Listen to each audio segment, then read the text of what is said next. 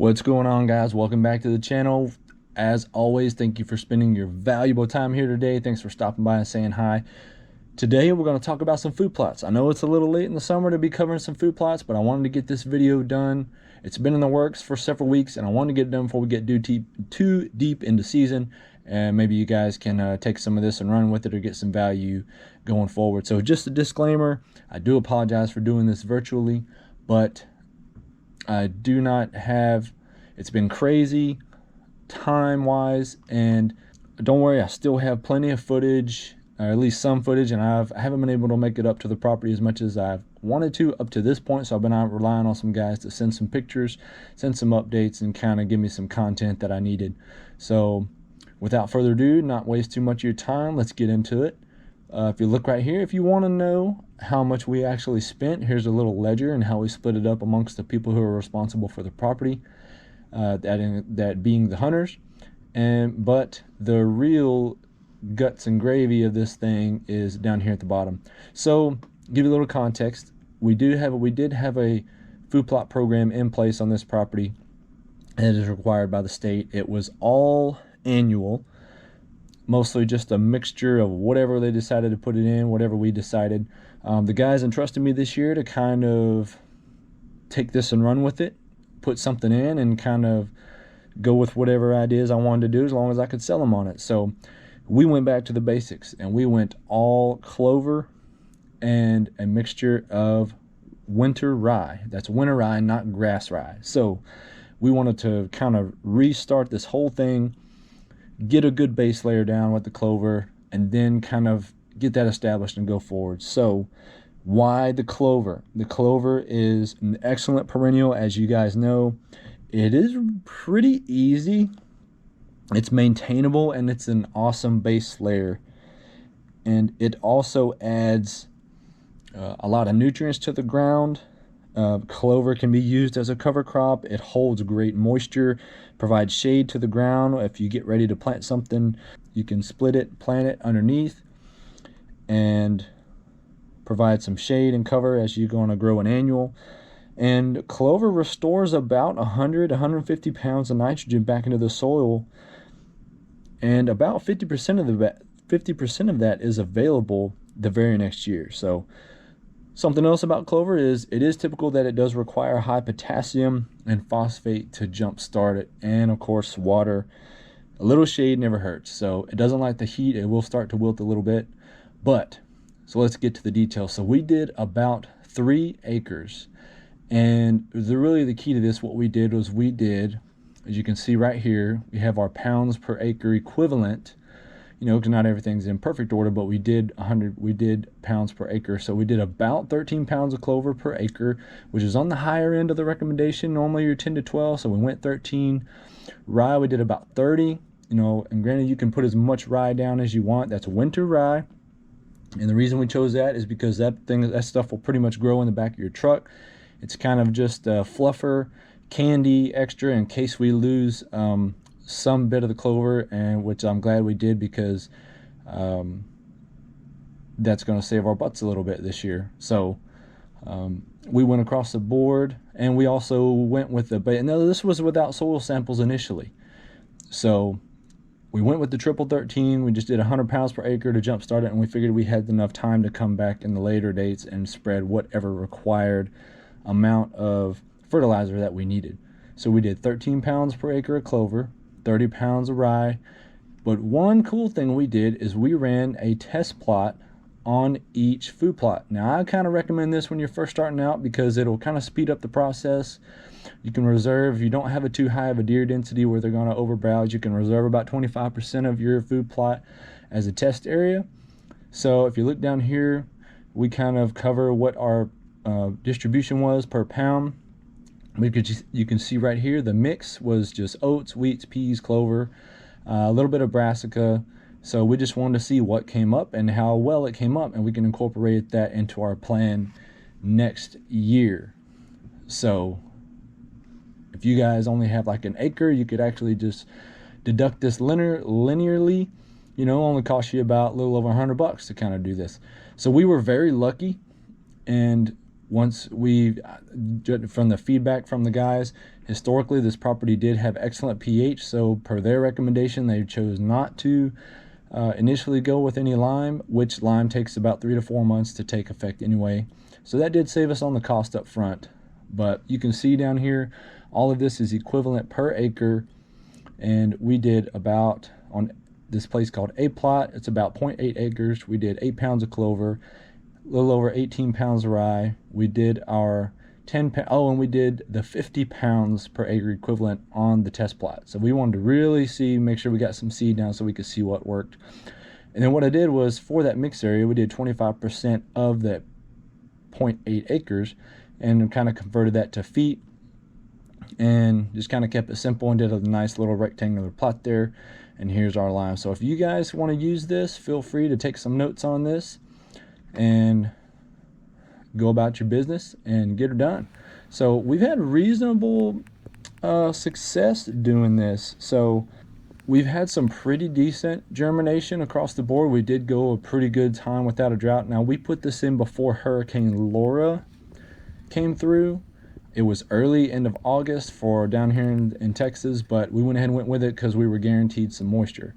So that was a little early, but we took the risk because we had moisture, which is really the biggest factor, and we kind of went with that. So, but what I want to do is I want to jump over and show you what the soil samples results were. We used Texas A&M Agricultural Department for our soil samples, and I want to show you what we were recommended based on what we wanted to put down. So that would be based on clover with ryegrass or small grain seeds. So let me pull that up real quick.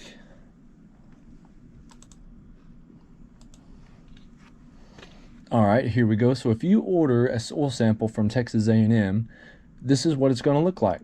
So you can see the soil analysis report, Texas A&M Department of Soil and Crop Sciences. Now this soil sample took about 2 weeks, and let's go over the results here. We can see right here, pH excellent, 6.9. Like I said, in this, all of this feedback and recommendations is based on using clover and small grain. So we were low in nitrate and nitrogen, so, but clover really produces its own nitrogen, and they don't really require any pounds per acre when it comes to that. So here's some of those details that we talked about. Phosphorus, potassium is really low in our area. You can see on the scale right here, low to moderate, but potassium was in the very low range. So the recommendation was 95 pounds per acre of potassium, 60 pounds of phosphorus, 15 pounds an acre of sulfur. So, and that's it. We had no lime requirement. You see right here, 0 tons. And here is the details. So we just wanted to focus on what was recommended. So initially we laid down that 100 pounds an acre of triple 13. So we knocked a small little dent in there, but what we needed to do is go back and really beef up this phosphorus and potassium recommendations. So, and like I mentioned earlier, that is not out of the ordinary when it comes to starting a clover food plot. That potassium phosphate tends to be a very regular and high recommendation. So you can see down here on some of the details, the CL is a critical level to the point which no additional nutrient is recommended. 1 month after emergence, top dress with an additional 50 pounds of nitrogen, followed by 50 pounds an acre in December. Sulfur, available sulfur may be found deep in the soil, thus limiting any response. So there's some interesting notes. I wasn't expecting some of that. So the additional recommendation for nitrogen post-emergence. So that's a pretty cool little analysis and what goes into establishing a plot like this. So our process was we mowed and we tilled. We tried to till light, but we probably tilled down about 6 or 8 inches. And we bagged, I've personally walked all of these food plots and spread it with a bag spreader, all the fertilizer, all the seed, and it seemed to work well. The process really wasn't that bad. So, you know, we did use heavy equipment with the tractor, but other than that, that was it. So, but one of the mistakes that we did make was that we did till too deep, and we had a drag. They're just so accustomed to dragging food plots out there that we drove the 4-wheeler around and had a carriage drag and covered them up.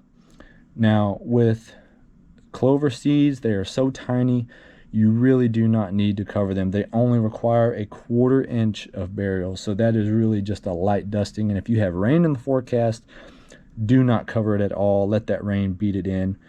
If I had to guess, we probably lost, you know, somewhere in the neighborhood of 30% of our clover seed, probably due to cover. The one time I was up there, checked out some of the photos, we did have some germination where the leaves were just laid right on, and we already have very sandy loam soils up there. So that was some of the mistakes that we made. Rain, we did good going out there and making sure that we got in before some moisture came in. So, but we've had reasonable success. We've gone back and checked the plots here. I got some pictures, some videos from the guys. Some of the clover's doing very well. It's primarily crimson clover. Probably should have mentioned that earlier on, but we did have a mixture of just a pound or so of imperial whitetail, which is kind of a mixture. Some of that was just laying around, so we just included that in the poundage and went with it. So again, clover plots, great to get started, great to start with the base layer. Deer love them, turkeys love them. It's a great way to start that base, and then next year we can decide where we want to keep the clover, and then we can till those other areas to establish some annuals and really start to work on being that influencer in the area, you know, other than just an attractant. So, but super excited about that program. I think it's gonna work. Like I said, we're still going back and adding some of that extra fertilizer before we get too far into the fall here. And once we get in the springtime, we'll see how it turns out. And really, if I had a recommendation from all my research, you can plant in the springtime, but you get so much more poundage, vertical growth, and root bed growth if you plant in the fall. You can overseed later and add some additional poundage in the springtime, but primarily the best time is in the fall. For the northern states, you know, as early as August, kind of the Midwest, some of that August to September, and then down here in Texas, you know, you better be at the end of September or mid-September, or even October is a recommendation for a lot of areas. So super excited to see how this plays out over the season, see how it affects our harvest rates, and really it's an investment in next year. So we'll see how this comes out in the spring, and we'll do an update when that time comes. Guys, thanks for being here so much. If you like this video, just help us out, grow with us, come along with us, comment, send me some notes, guys. Love to hear the feedback. Just bang that bell and subscribe. Stay with us going forward, and we'll see you on the next one. Oh, so long for now. I'm grown so tired this time, so I'll take